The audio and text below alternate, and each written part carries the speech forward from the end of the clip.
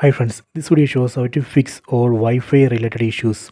Wi-Fi not connecting, not working, slow internet, all these issues. Please don't forget to subscribe this channel. Please like and share the video. First go to settings, tap on the settings app icon.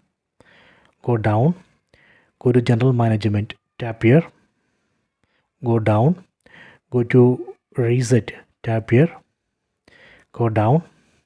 Here you can see reset Wi-Fi and Bluetooth settings. Tap here. See the message. This will reset all your Wi-Fi and Bluetooth settings. Tap on this reset settings button.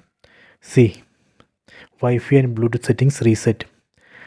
This reset operation is safe. It will not delete any data from your phone. It just reset only the Wi-Fi and Bluetooth settings. After this reset operation, you can go back.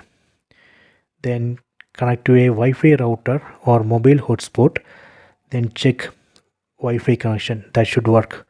So this way we can reset Wi-Fi settings and fix all Wi-Fi related issues. I hope you have enjoyed this video. Please check it.